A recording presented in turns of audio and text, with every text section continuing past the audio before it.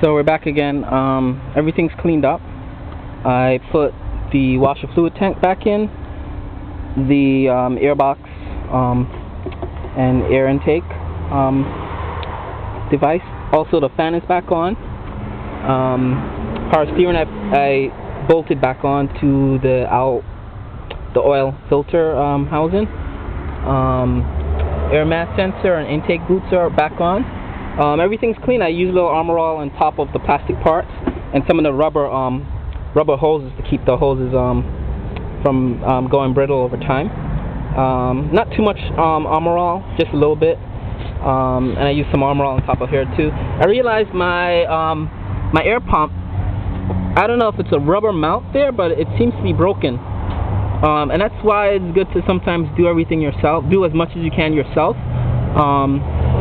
When you do it yourself, you notice, like, I guess little things. And I don't know if this is something that could lead to something major later on, but at least I know it's there. And I wouldn't have known it had I not washed the engine bay. And these are like $300 to $400 to replace if it breaks. And I'm assuming it probably would vibrate. And it's funny that I did find that, because this has been keeping a lot of noise as of late when I start the engine. This pump usually comes on to aerate the engine. So this pump is only on for maybe the first 1 to 2 minutes for when you start the car, and it's been really loud lately, and maybe that's why, because the rubber mount is busted, and it seems the mount is actually integrated into the pumps. I'm not sure if that mount could be replaced or I have to replace that. Anyway, everything's clean. Everything's back on. I didn't remove the belts, so that's that. So let's start the car and see if it starts. This is after washing the engine bay with a hose and using some degreaser. So let's see if it starts. Let's go right inside. And my keys. And well, the light is on, so I guess that shows there is power. So the alternator isn't shot. My air conditioning is working. It's cold air. Radio's working. Let's see if the engine starts. Engine started. All the lights went off. My brake light is on because I have to brake, and the seatbelt thing, because the seatbelt isn't connected. Let me just double check to make sure the seatbelt goes off. There's nothing wrong. And it went off. Everything's off. Car's in drive. Let's reverse up a little bit. And let's park. It seems like everything's working. Air conditioning is ice cold. So the AC compressor is, at least I know, working. I was worried about getting that wet, but it's working, so that's a good thing. Let's go out and look under the hood and see what we see.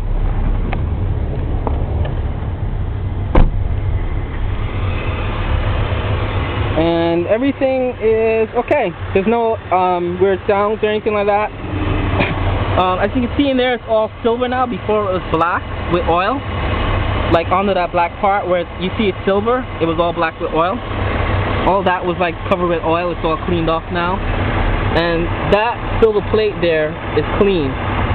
So if oil is leaking from the gasket, I'll see, because there'll pool right there. There'll be a pool of oil, I guess, when I'm done driving or in the morning. And I will also smell the oil if it's leaking there. My compressor is working. It looks clean. You can actually see the air conditioning compressor now. It's silver. Before, all that was black where the belt is turning. It was all black with oil. It's all clean. Power steering pump. Everything's working. Alternator. And it sounds good. Like I said, I may have to replace the mount for this, or replace that eventually, because the little connector mount is broken.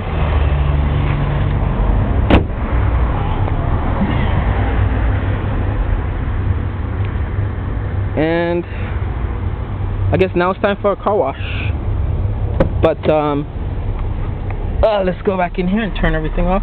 But that's basically showing you how easy it is to wash engine bay. It took me about an hour, 2 hours, because I was taking my time with it. I went back in. You know, I wasn't rushing or anything like that. It's my day off. So anyway, that's it. Bye.